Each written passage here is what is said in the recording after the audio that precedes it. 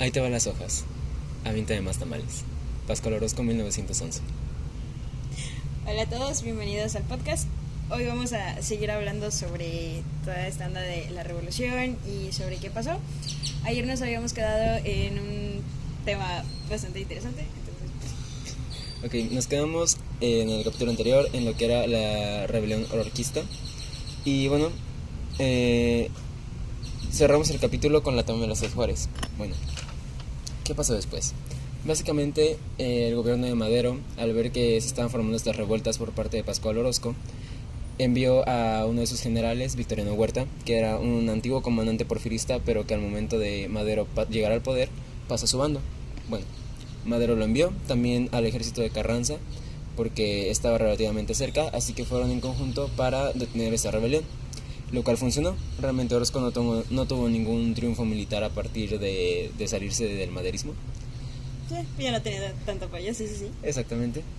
Pero realmente sí consiguió algo más, y es que al momento de llegar Huerta a confrontarlo, lo que pasó es que formaron una alianza.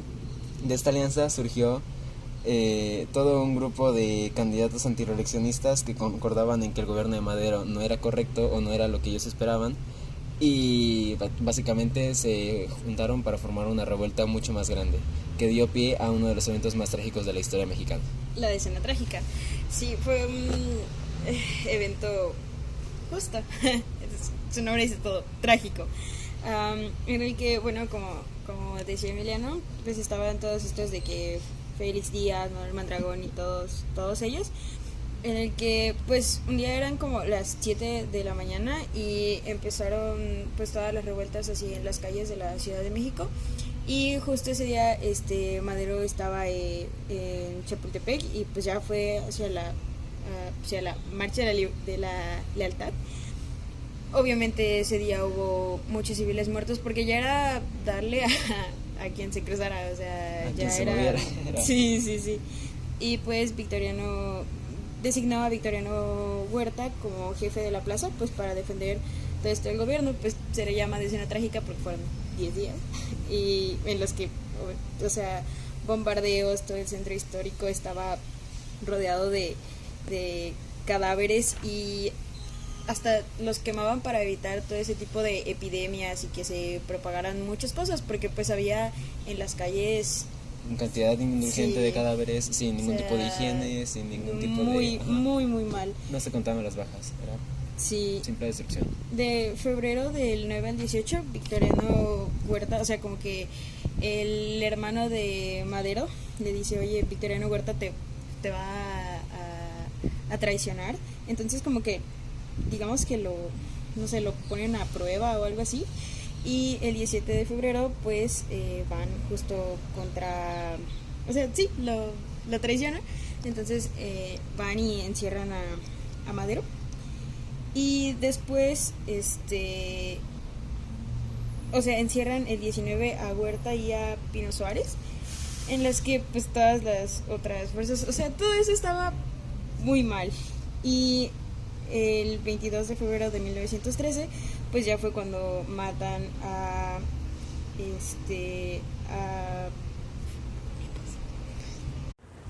Sí, entonces, pues el 22 de febrero de 1913 matan a Madero y a Pino Suárez, que era el vicepresidente para ese entonces.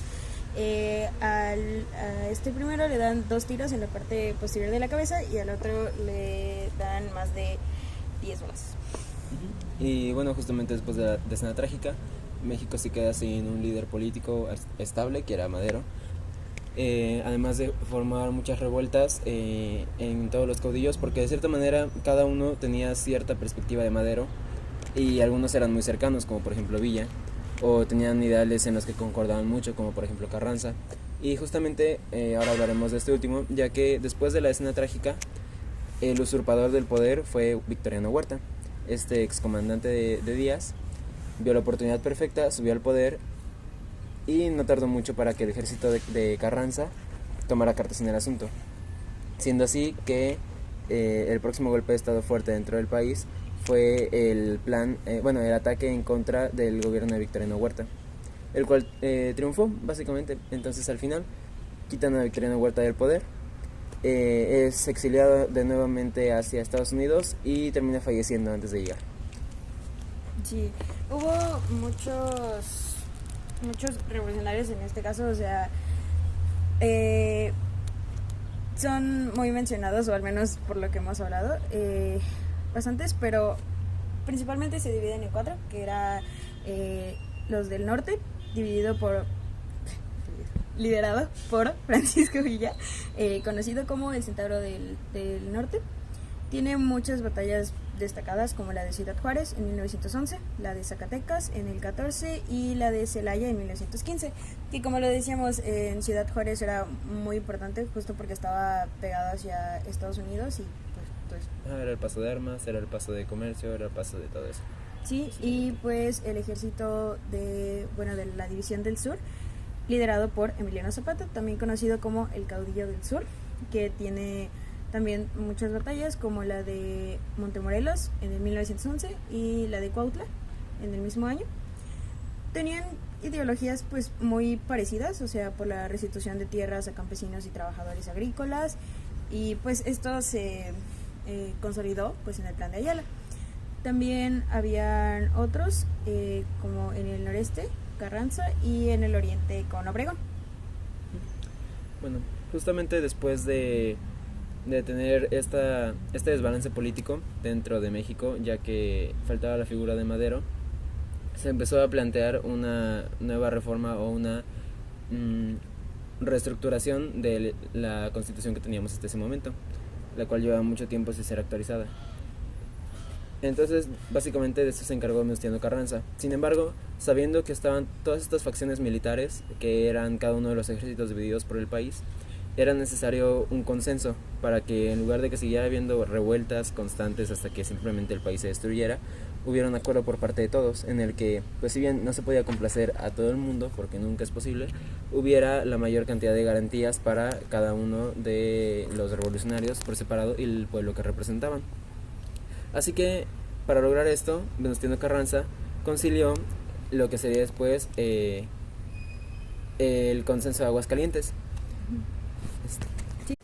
Bueno, esta convención se llevó a cabo en 1914 y básicamente fue por todos los conflictos que ya estaban a nivel, obviamente, político, pero no solamente por el gobierno en general, sino también entre los propios caudillos. Sí, justo, o sea, en 1915 ya había muchos desacuerdos entre los principales caudillos, o sea, los más relevantes, Villa, Zapata y Carranza, y algunos ya que no llevan ya tanta gente, como Elías Calles, Lázaro Cárdenas, Álvaro Obregón, que la mayoría de estos venían de una clase bastante baja, o sea, de la clase trabajadora que peleaba por sus derechos, por sus tierras, y que bien o mal los movía el hambre, ¿no? O sea, el hambre de salir de ahí. La necesidad. Sí, justamente. Pero pues Carranza, por ejemplo, era más afín a la burguesía maderista.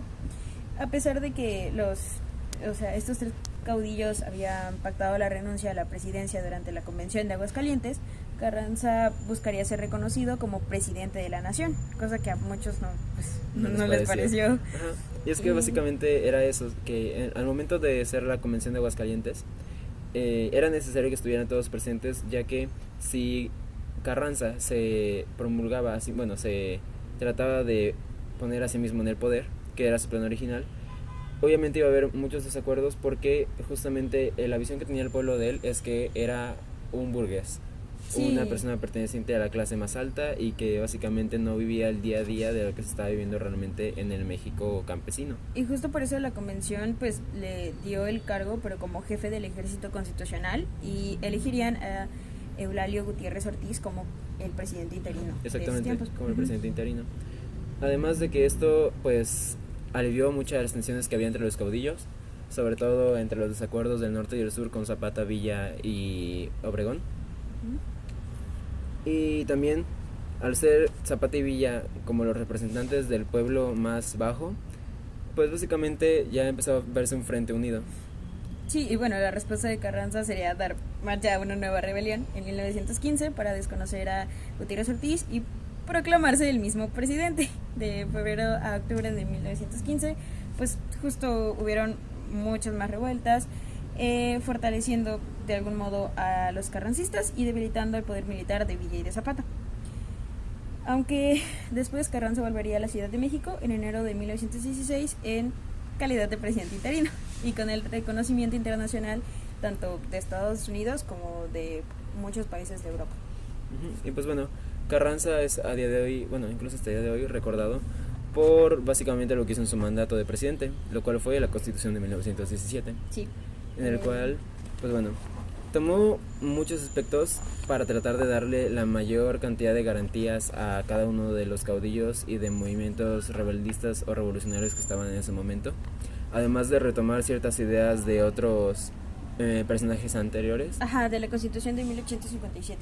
Ajá, tenía tanto el espíritu de la Constitución del 57 como también algunos de los ideales de la revuelta oroquista.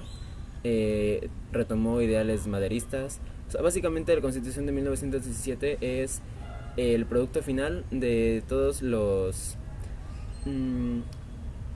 las ideas, todos los ideales que estaban llevándose a cabo para lo que se quería para una presidencia o para un mandato general. Creo que se consideraba bueno que se tenía que hacer y justo fue de que unos daban una tesis, otros una antítesis y él dio una buena síntesis para mejorar todo eso.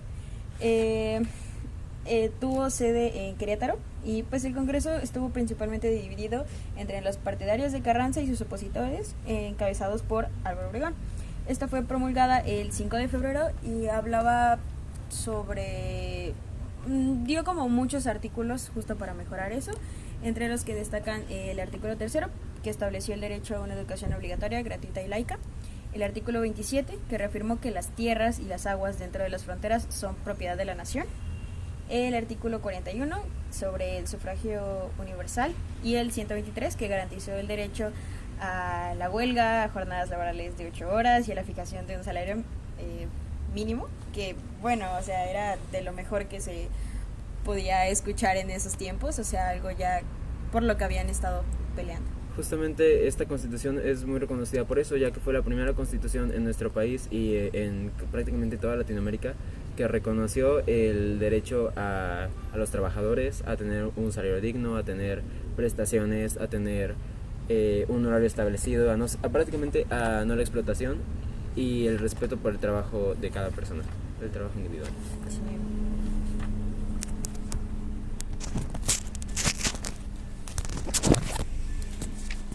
Sí. Es que... Sí. Bueno, básicamente una vez formalizada la Constitución dejó de haber tantos pleitos como había antes. Sin embargo, aún así las cicatrices de la revolución estaban muy frescas y estaban muy marcadas para muchos sectores de la población, sobre todo tanto a los que estuvieron en las propias luchas como a la gente joven, ya que durante todos estos años tomemos en cuenta que fue un proceso largo, duró más de 10 años. Sí. Un proceso con muchas bajas, con mucha guerra, mucha sangre, mucho dolor. O sea, y la mayoría de los jóvenes creció en esa... Ajá, justamente la revolución tuvo apoyo de todos los sectores, o sea, de todos los sectores en cuanto a edades y en cuanto a géneros. Hubo niños que estuvieron dentro de la revolución, dentro de las propias filas. Los adolescentes a partir de 10, 12 años se les empezaba a dar entrenamiento militar, como si fuera un adulto. O sea, el tiro con armas, tácticas de guerra, espionaje, todo ese tipo de cosas. Entonces, estos niños fueron los ciudadanos a futuro que estuvieron viviendo bajo las condiciones brindadas por la Constitución. Que si bien la Constitución trataba de generar un México mucho mejor que antes, pues estas personas que ya eran bastante dañadas también propiciaron que no fuera el impulso que se esperaba en el México futuro y que tuviera bastantes trabas para llegar a ser una democracia tan laica como se quería. Sí, justo no solo los jóvenes y, o sea, niños y todo eso, también mujeres y muchas comunidades que estaban ajenas a los conflictos, sí, y que fueron pues maltratados y pisoteados tanto por la guerra como por las condiciones, que sufrieron las consecuencias. Pues lo que pasaba con las mujeres justo era de que si su esposo o sus hijos o el hombre que iba a pelear por la causa, ellas muchas veces se iban porque en los lugares o donde vivían o todo eso, pues ya no les quedaba más, ¿no? O sea, no les quedaba otra cosa, iban y ya, pues no tanto en la parte de la lucha, sino en la parte del cuidado de las personas, o sea, de hacer la comida, lavar, cosas, ese tipo de cosas. Ujú. Sí, básicamente las mujeres tenían, bueno, había de dos tipos, las que se metían incluso a las luchas, Sí. que tenían un nombre particular, si no me recuerdo, eran las guerrilleras, y también estaban aquellas que se dedicaban más al cuidado de los pelotones, que justamente lavaban, hacían de comer, todo eso, que pues bueno, eran tanto por partes como estándares machistas de la época, como también que pues era un conflicto armado y cualquier ayuda era valiosa. Sí, hay muchas mujeres muy destacadas, porque sí, no se les reconoce tanto como a los otros caudillos, pero en definitiva fueron personas que ayudaron muchísimo, como Juana Castro Vázquez, Josefina Cano de Silva, Dina Querido, Piedad de Moreno y María de Jesús León Eduardo. Sí, incluso algunas de estas mujeres, al ser tratadas como tales, como si fueran menos que hombres, llegaban a ser travestis. Sí, Y- de hecho hay un caso de Amelia Robles Ávila, era, me parece, originaria de Guerrero, que justo, o sea, lo que hizo fue cambiarse de género, por así decirlo, para pelear, o sea, para que sí la tomaran en dentro de cuenta las para... filas. Ujú. Sí. Y llegó a ser coronel, me parece. Y sí, o sea, hizo bastante por... Exactamente, o sea, demostró que era una muy buena militar, a pesar de todos los estereotipos y estándares que se tenían en la época. Justo. Que bueno, es algo que se ha repetido por la historia durante siglos y siglos, que se le puede decir. Sí. Entonces creo que estamos encaminados a una pregunta final, y que es básicamente el cierre de este podcast y también del tema. ¿Quién crees que ganó la revolución? Porfirio Díaz. No, o sea, creo que es que es muy subjetivo decirlo y respondiendo a tu pregunta, la verdad es que no sé hacia qué lado me inclino porque fueron muchas cosas, entonces yo en lo particular no sabría definirlo, verbalizarlo como tal. Pero ¿tú qué opinas? Creo que si de alguna manera hubo un ganador fue el concepto de democracia, Sí, pero como eso, fue como, México. como no, para nada. Yo sé que no, sí. Fue quizás el concepto de democracia como eso, como concepto, ya que a final de cuentas y a pesar de todas las revueltas, pues no se llegó a lo que se esperaba, a lo que se quería, no fue una democracia bien llevada y no hubo ninguno de los bandos, ni de los caudillos, ni de los antirrevolucionarios, nadie de ellos ganó. Ujú. Todos Sí. terminaron pues por ceder a las circunstancias, por terminar asesinados, Sí. por terminar terminar con sus ideales. Entonces, Sí, algunos empezaban y ya...